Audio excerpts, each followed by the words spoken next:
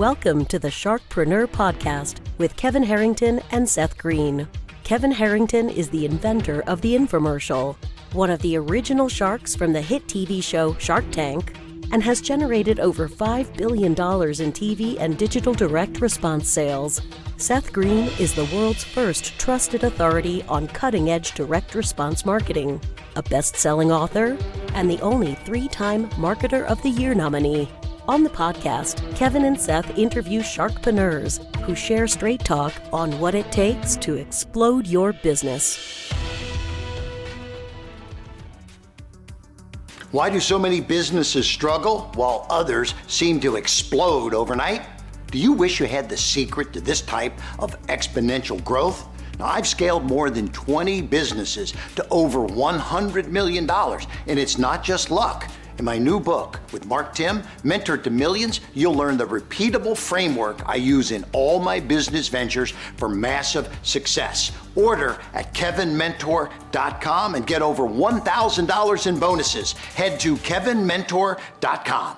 Welcome to the podcast. This is your host, Seth Greene. Today, I've got the good fortune to be interviewing Dr. JeffreyMagee, who has authored way more than me, 20 books, 3 college graduate management textbooks, 4 bestsellers, is the publisher of Performance P360 magazine, former co-host of the National Business Entrepreneur Program on Catalyst Business Radio, and a human capital developer for more than 20 years with JeffreyMagee.com. Jeff, thanks so much for joining us. Absolutely. Good day and welcome to everyone that's jumping in and listening and viewing us today.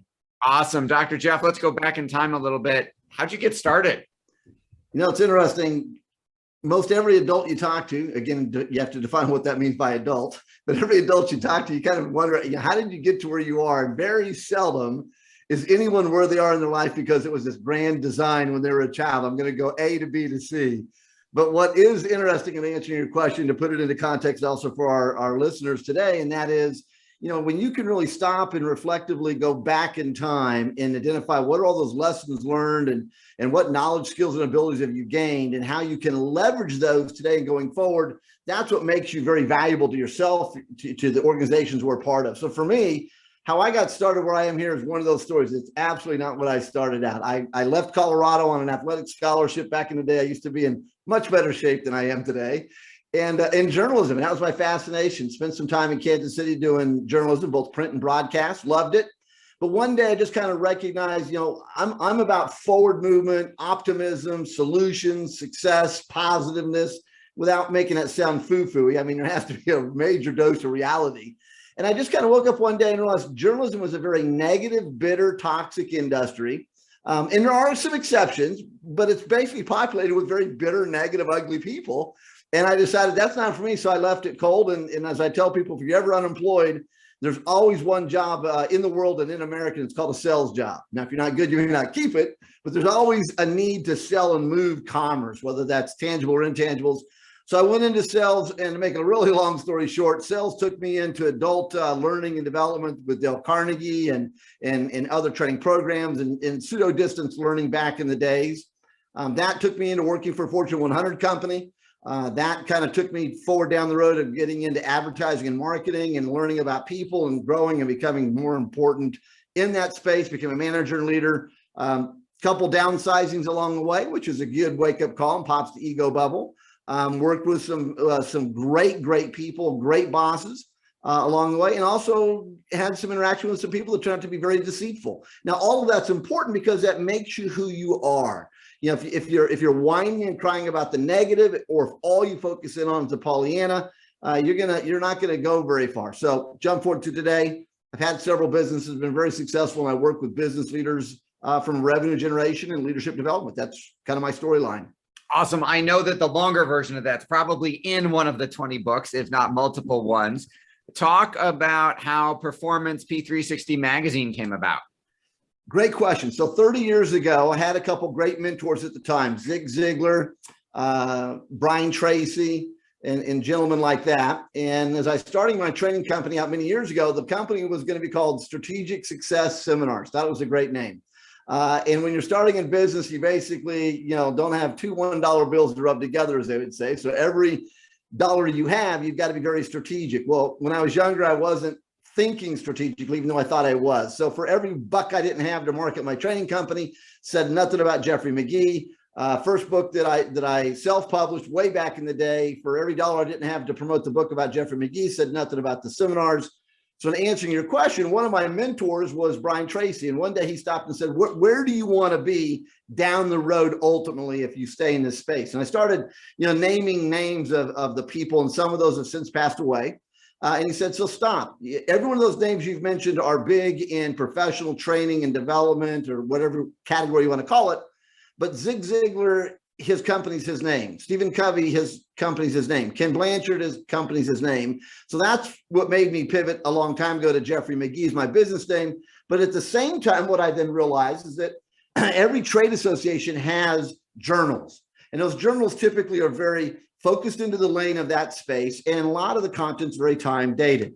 So I started recognizing there's no publication on the planet that has evergreen content by true achievers on how to be more successful at fill in the blank, whatever. So I basically approached Zig Ziglar and Brian Tracy and all those great names back in the day and asked them, would you be willing to contribute an article for this magazine, Evergreen in Nature? Don't have any money, I'm not going to be able to pay you, and give me the rights to that article. That's a big ask back in the day, but I didn't realize it. And every one of them said yes. So my business model was threefold. One, can I get and secure and procure phenomenal content that's not available anywhere else? Two, would people like you, I, and our viewers today want to read it? And three, then would someone want to advertise in it? And so that became the model. And so, every issue I get phenomenal people that either I get a chance to interview or that are willing to write articles for the magazine. It's just phenomenal, great people. And that's opened up the doors. And so what Professional Performance Magazine, and you can go to the website of the same element, professionalperformancemagazine.com, comes out each quarter. Very few ads. Marriott, Mercedes, High Point University are some of the core advertisers, been with me forever.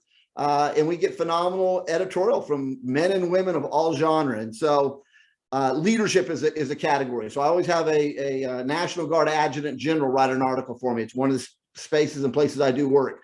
Or I have a tribal Indian chief write an article from their heritage perspective. That's always been a fascination of mine, American Indian heritage.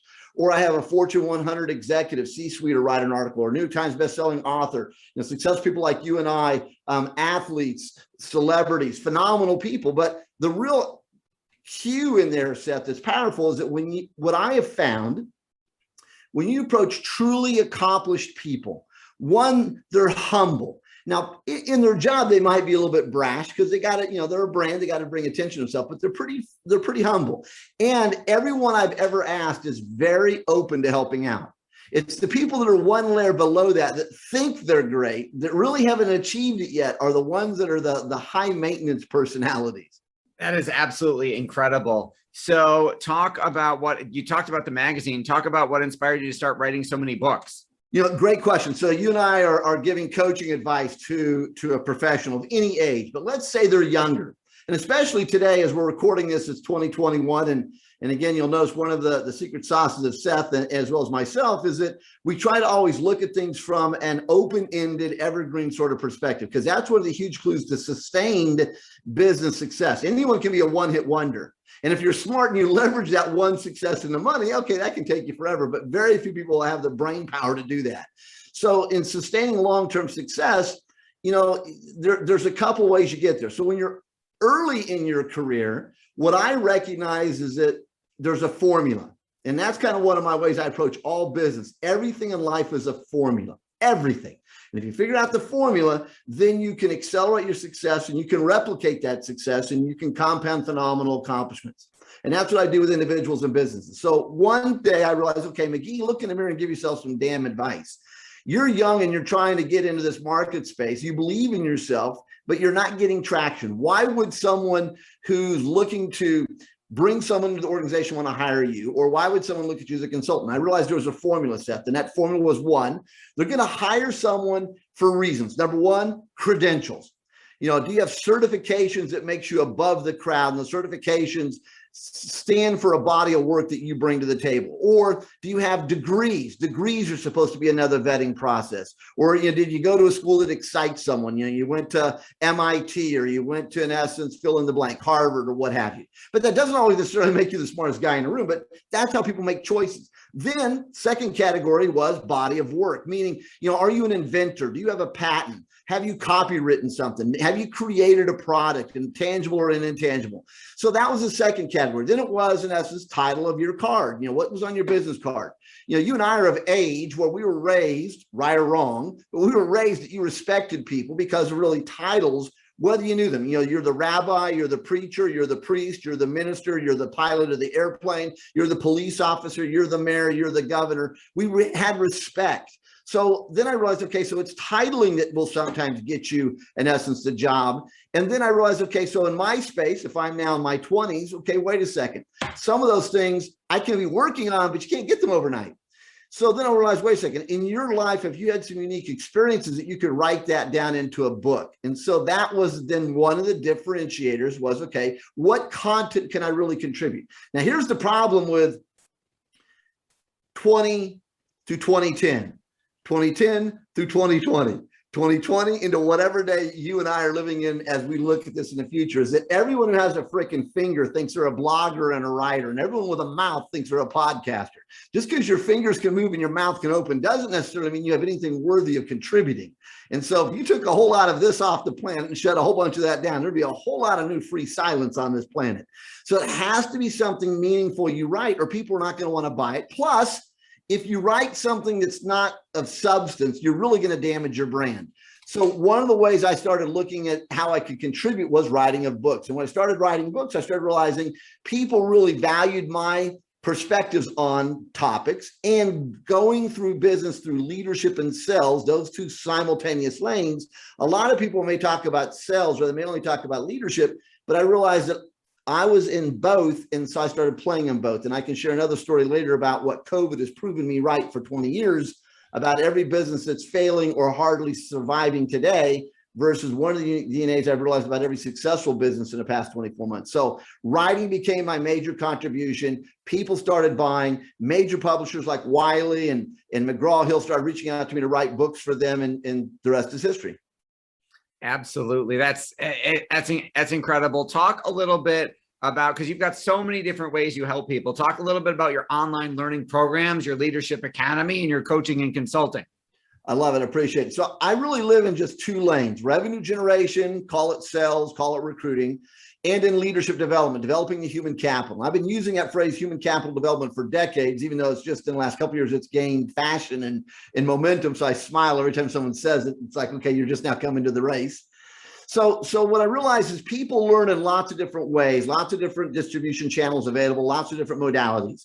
So whether I'm on a stage at a major convention, speaking here in Las Vegas at Caesar's Palace where I live, or I'm in a breakout session working with, in essence, a group of a couple hundred people, or I'm in a breakout session with maybe a dozen people, or whether I'm coming into an organization, which is where I really like to roll up my mental sleeves and dig in, and I'm working through this program I've developed called the Leadership Academy of Excellence. Again, what makes you unique? All the time and energy it takes to go find a client for one sell purchase transaction, whatever it is, viewers, that you sell, is the absolute wrong way of looking at business. You have to look at this from a sustained relationship. How do I help someone today, tomorrow, and in the future? So what I realized is that what's the leadership pathology in developing a person, regardless of what their resume says? And I started realizing that there are certain developmental modules, if you allow me to say it that way, that people need to either be reminded of, like building block A before building block B, or if you don't have those, then you need to understand building block A before you can go to B. And what I realized through the Association of Talent Development, which used to be called ASTD, and the Society of HR Management, SHRM, and working with YPO, Young Presidents Organizations, those three groups around the globe, was that some certain energy collided one day, and I realized that everyone's doing this bass backwards. My team has dysfunctionality. Oh, let's talk about and work with dysfunctionality. Okay, we can do that. The problem is that's not building block A, B, C, or D. That's like way down the road. So if you're having dysfunctionality, we can address it, but we have to go back to the beginning. And very few people understand the chronology and pathology of developing the human mind when it comes to sales and leadership. Zig Ziglar, who's a mentor of mine and wrote the 4 to 2 of my books. And if you don't know Zig Ziglar, write that name down so you can get on the bus of success, because you're about 30 years behind schedule. When I was visiting with him years ago, and I said, so, Seth hires this Jeff Magee, new guy in sales, never been in sales, goes through whatever Seth has as his onboarding training programs, gets Magee up to speed, throws him out into the market space. Magee's knocking it out of the ballpark and being incredibly successful. Mr. Ziegler, why is that so? Why is someone new come to an industry and can be very successful? His answer: fundamentals. Seth taught Jeffrey the fundamentals of their business, the fundamentals of the industry, the fundamentals of the market space, and the fundamentals to selling. And Magee is following the process, and that's why he is successful. Second question. So now Magee's been with Seth Greene for years and years and years. In his history, he's been one of Seth's rock star solid salespeople, but really, lately he's kind of like in the gutter. He's no longer knocking him out of the ballpark. I mean, he's okay, so he's not worthy of being fired, but he's no longer rocking it. Why is that? Mr. Ziegler's answer: fundamentals. The problem is that once you do your industry long enough, you start evolving away from the fundamentals that made you because you think you know better. And then one day you're going to wake up and you no longer own that space because you got away from your fundamentals. So that's kind of a key element. So my Leadership Academy of Excellence program, that one, and my Sales Mastery series, the second one, they align together because most organizations I work with all have a Salesforce sales team. And so that's a key element. Now, to really answer your question and give about $1 million worth of secret advice to our viewers right now, one of the key elements to my 1-year-long leadership program, if I do my job right, then the client says, automatically, let's go to LAE 2.0 and keep it going to the next year, is I spend 3 months addressing what very few leadership programs at the collegiate level and in the private industry level ever talk about. And that is, to be an effective leader, you must understand revenue generation. If you're an engineer, you're an attorney, you're an HR, you're in accounting, and that's typically the trajectory of where most all senior executives come from. The ones that are successful also have in their resume something about revenue generation, client development, client expansion, customer care, etc. And in 2020, through COVID and living in Las Vegas, what I've been preaching and writing for 20 years was proven so many times over. COVID, I tell people, is the best business pal I have ever had given to me on a Christmas platter. 85% of the restaurants on the Las Vegas Strip today, and this is being recorded in August of 21, are still partially open or closed a year and a half after the pandemic started, and almost a year or a half year since they all opened. And all the restaurants are still closed. And viewers listening to this, think about your own market space. Every business that has died, gone under, or is having a hard time making it, the senior leadership team may have passion about the business, but they have no clue how to sell anything to anyone. So I spend time talking about revenue generation and looking at it from an internal constituent and external constituent. And so that's a core program, and we do webinars on that. We've been doing webinars for a year. I have hundreds of hours of accredited content. There's another differentiator between me and 99% of everyone in the training and development world is our program content's also accredited. So I do a lot of work with AICPA and CPA associations around America, and I've been doing that for 20 years. So when the pandemic hit and everyone was going, holy crap, how do we help people? I was already doing it because webinars were in my back pocket. I've been doing it forever. So it took people, 3, 4, 5, 6, 7 months into COVID as associations to figure out how to virtually connect with their members, for training and development to get back on the play to grow and develop people. And I was already there. So then the online portal is an obvious extension of that. So if a person is interested in developing themselves, which stunningly most people don't want to invest in themselves, they'll go buy more food and more clothes and more cars, but they don't invest in the number one asset they have, and that's what's between their ears. So we do have an online portal with self-development on sales trajectory and on leadership trajectory that businesses can buy as a business enterprise product, or an individual can purchase on themselves. So again, books, audio, CDs, audiobooks, again, webinars, articles, blogs, vlogs, magazine, every way that's appropriate, and that's a key word, appropriate for me to reach my market space, is what I do. And a lot of people in all businesses, what gets them in trouble is they dilute their effectiveness by trying to do too much that doesn't really go to their bottom line. Wow. That's a seminar in that answer. That is absolutely incredible. What do you think some of the most common mistakes business executives and sales professionals are making when it comes to growing their career that your resources help them with? It's a great question. So we go back to formula. So in my leadership track, I talk about a formula, and in my sales books, I talk about a formula. And so one of the formulas, so let's just give our viewers today some real meat on the bones, is a formula called WP times F equals ROI. And WP stands for work product.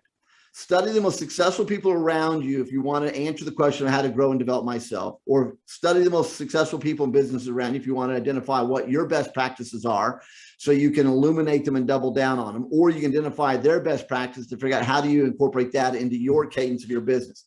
So first you figure out what's the work product. Then once you identify the true activities and actions and behaviors that you need to be embracing that goes to your bottom line, then times F is frequency. How often or how much of that must you be willing to do to generate the ROI, return on investment?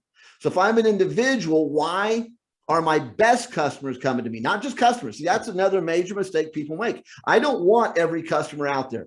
I mean, the meetings industry says there's roughly 7,700 paid speaking engagements every day for speakers, trainers, coaches, consultants, VIPs, subject matter experts, corporate executives, celebrities, et cetera, that coming on stage. Now, maybe today, post-COVID, that number is a little bit less, but I'm still going to challenge. I mean, my fee hasn't dropped $1 during COVID or after COVID. And a lot of people are doing stuff for free, which is fine, but you have no clue what you're doing if you went into desperation. McDonald's is not going to give you a Big Mac for, in essence, 25 cents just because no one's driving up to their drive up.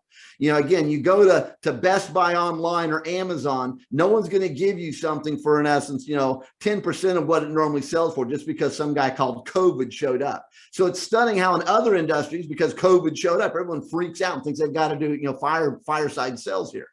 So again, that way of developing in terms of what do I need to do to grow me, I'm going to answer by giving the formula versus specifics. But the bottom line is this. You study successful people, examples of WP work product. How often do they read books? My books are anyone's books. So I'm working with one of my clients. The other day, the CEO walks in and hands a copy of John Gordon's The Energy Bus to every one of the executives in the room, 25 of them that I'm working with for the next several years. So I had the luxury of having 2 plane flights going from their office back home to Vegas. I had the whole book read, penned and inked up all the way through before I landed. So I incorporate that book into my teachings because that's a clue. Hey, the boss thinks this is important. You better find a way to use it. So an example, I talked to him and he reads 1 trade book a month. 1 nonfiction book a month. 1 what's the pop book that everyone in business and leadership's reading a month. And then his own industry, journals and articles. So he's reading all the time. So what are you reading? That'd be one specific answer, everyone, to Seth Greene, how to develop yourself. If there's certifications in your trade industry, I'm fanatical about that one, Seth. If I'm working in an industry and there's a trade association that's appropriate for where I'm at, one, I should be a member, because if I'm not legit. That's how I look at it. Number 2, if they have a certification, I should have it or I'm not legit. Think about it. No one's going to go get legal advice unless they're an idiot. No one's going to go get legal advice from someone who has an A, passed the bar, 2 is practicing law in their area, and 3 is in good standing with their bar. No one's going to go get, in essence, CPA advice from a non-CPA. No one's going to go to a doctor and go in and say, hey, I'm bringing my daughter in here, and I just want to make sure that you don't have a medical license. Okay, you got no medical license? Fantastic. And I just want to make sure you haven't, in essence, done some bad things lately because no one's holding you accountable. Oh, you're a real whack and quack job. Perfect. Take care of my daughter. I mean, that's stupid what I just said. So in other industries, what's interesting, Seth, to your question, is that we automatically presume and hold everyone to high standards of qualifications. But what are we doing to develop ourselves? If I'm a CPA, I have to have a minimum of 40 ongoing credit hours of education, online or in a live classroom every year to keep my license. Same thing for lawyers, same thing for pilots, same thing for engineers, same thing for appraisals. So again, if you're going to do whatever industry, how to grow yourself, great question, folks, that Seth just posed, and I just gave 10 answers if you wrote them down. You absolutely did. We know your time's incredibly valuable. We greatly appreciate you spending some of it with us. Where is the best place for our viewers and our listeners to learn more about you? Thank you. I greatly appreciate it. 3 places. Number 1, the only professional social media platform is LinkedIn. You should, in essence, connect with me on LinkedIn, follow me on LinkedIn. Every day I post something around leadership, sales, or self-motivation. And I don't sell there, but that's a great place to follow me and track me. Second, my website's JeffreyMagee.com, just like it's spelled on the screen right there. So JeffreyMagee.com, and the magazine is professionalperformancemagazine.com. Any of those 3 places, and anything I can do to help you, just let me know. All right. This has been Seth Greene with Dr. Jeffrey Magee. Dr. Jeff, thanks so much for joining us. Thank you, sir. Thanks, everybody, for watching or listening. We'll talk to you or see you next time. Do you need money to fund your idea, product, or service? Are you ready to take your business to the next level, but need capital to get it done? Kevin Harrington has heard more than 50,000 pitches and knows how to help you make the perfect pitch to get the funding for your entrepreneurial dream. He's distilled the process down in his perfect pitch cheat sheet, and it's yours for free. Just text PITCH to him right now at 727-888-2100. Text PITCH to 727-888-2100 right now and claim your free perfect pitch cheat sheet. Text PITCH to 727-888-2100 to start funding your dream today. This show has been produced by Market Domination, LLC. To discover how you can have your own show completely done for you and turn it into a real published book and become the authority in your marketplace, go to www.marketdominationllc.com/podcast offer.